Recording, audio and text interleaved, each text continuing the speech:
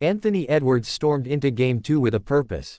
After a subdued performance in Game 1, the Timberwolves star brought a fierce aggressiveness from the opening tip, determined to shift the series' momentum back in Minnesota's favor. He launched shots without hesitation, attacked Oklahoma City's defense relentlessly, and drove hard to the rim.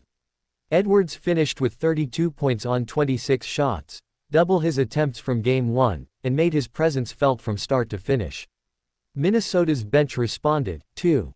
Unlike in the series opener, where they were thoroughly outplayed, the reserves stepped up, providing energy, hustle, and much-needed scoring. But despite these improvements, the outcome remained unchanged. The Oklahoma City Thunder secured another decisive win, claiming Game 2 with a 118-103 victory.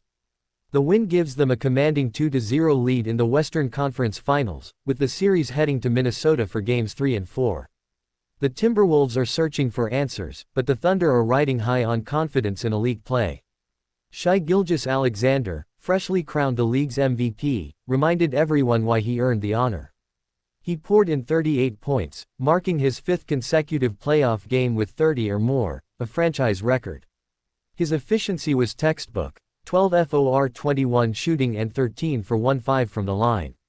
Add in 8 assists, 3 rebounds, and 3 steals, and his stat line tells the story of dominance. Oklahoma City isn't just leaning on Gilgeous-Alexander. Chet Holmgren added 22 points, carving up Minnesota's interior with finesse and poise. Jalen Williams continued his stellar postseason run with 26 points, 10 rebounds, and 5 assists. The Thunder's balanced attack, anchored by the league's top-ranked defense, continues to stifle Minnesota's game plan. Edwards had more fire in Game 2, but the Thunder defense stayed disciplined. Though he scored 32, he went just 1 for 9 from deep, struggling to find rhythm from beyond the arc.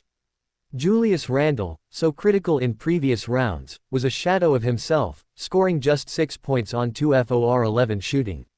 He watched the entire fourth quarter from the bench. Turnovers once again haunted Minnesota. They gave the ball away 14 times, resulting in 22 points for Oklahoma City, a killer against a team that thrives in transition. The Timberwolves also shot just 41.4% from the field and 28.2% from three-point range. In contrast, OKC executed their game plan to near perfection. The Thunder began to distance themselves in the third quarter, pulling away and leading by as many as 24 points. Minnesota has yet to hold a lead greater than 2 points through 3 quarters of play in the series. By the end of the third, Gilgeous-Alexander had 30 points and 6 assists. Holmgren chipped in 18 by that point, with his usual mix of touch and tenacity.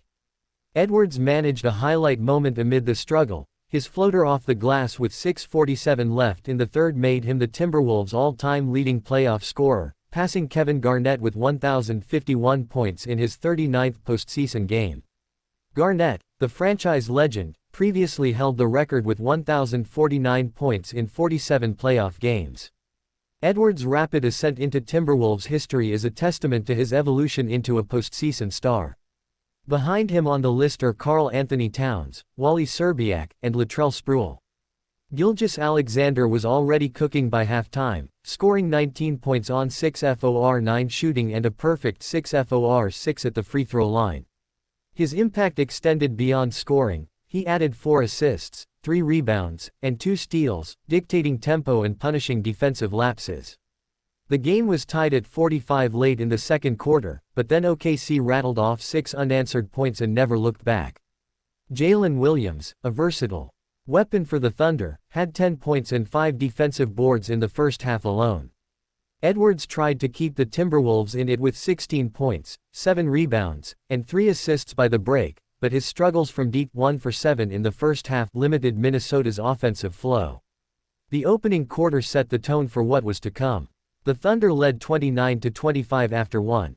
Gilgeous-Alexander and Holmgren each had 8 points early, with Gilgeous-Alexander going 3 for 3 and hitting all his free throws.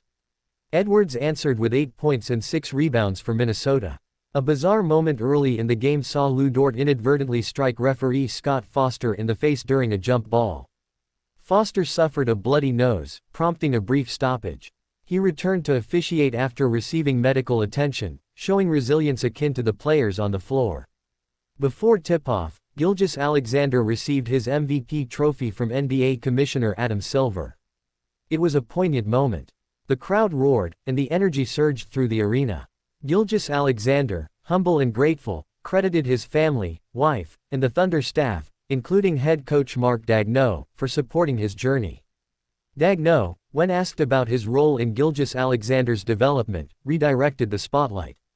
"It was a nice moment of reflection for a lot of people," he said. "I remember when he was just a scrawny kid on his first contract in the bubble. Now he's a man, a father, a leader.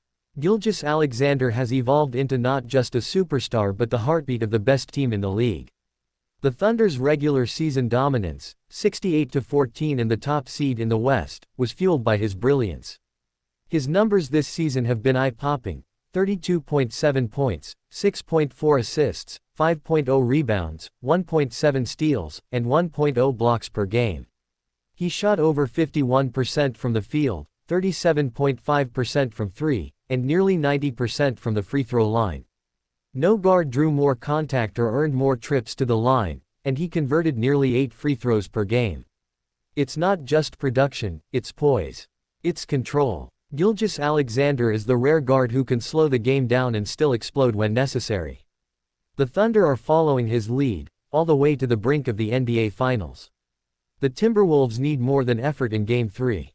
They need execution. They need shot making. They need Randle to rediscover his rhythm. They need Towns, McDaniels, and Gobert to win their matchups and protect the paint. They'll be back on their home floor, hoping a change of scenery brings a change of fortune. But the pressure is mounting. Only 7.8% of teams have come back from a 2-0 deficit in a best-of-7 series. The mountain is steep. Game 3 is set for Saturday night. It's do-or-die territory for Minnesota. The Thunder, meanwhile, are dreaming bigger. Their last finals trip was in 2012. Back then, Kevin Durant, Russell Westbrook, and James Harden led the way.